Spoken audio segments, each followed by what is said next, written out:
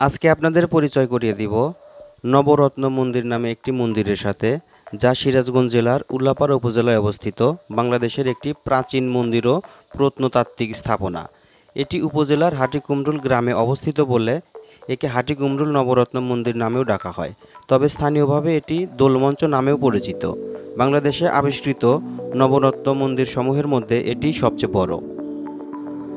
এই নবরত্ন মন্দিরটির আবিষ্কার বা ইতিহাস সম্পর্কে হয়তো এখনও অনেকেই কোনো ধারণা নেই, কিছু সঠিক তথ্য জানেন না। তো আমি চেষ্টা করব এখন আপনাদের সংক্ষিপ্ত ইতিহাস জানানোর জন্য। নবরত্ন মন্দিরটি আবিষ্কারের সময় এখানে কোনো শিলালিপির অস্তিত্ব ছিল না বলে এর নির্মাণকাল সম্পর্কে সঠিক তথ্য পাওয়া যায় না। তবে জনশ্রুতি অনুসারে মন্দিরটি 1964 সালের দিকে রামনাথ ভাদুরী নামে স্থানীয় এক জমিদার নির্মাণ করেছিলেন। তবে কেউ কেউ মনে করেন আরও পরে মন্দিরটি বাংলার নবাব মুর্শিদ কুলি খানের সময়কাল 1704 থেকে 1728 সালের মধ্যে কোনো এক সময় নির্মাণ করা হয়েছিল। কিংবদন্তি অনুসারে রামনাথ ভাদুরী দিনাজপুরের তৎকালীন রাজা প্রাণনাথের বন্ধু ছিলেন। ভাদুরী তার বন্ধুকে তার রাজ্যের রাজস্ব পরিশোধে একবার সাহায্য করেছিলেন।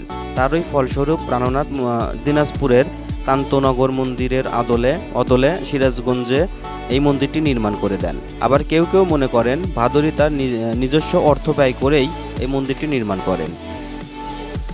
নবরত্ন মন্দিরটি 3 তলা বিশিষ্ট ও এর দেয়ালে প্রচুর পোড়ামাটির নকশা করা হয়েছে।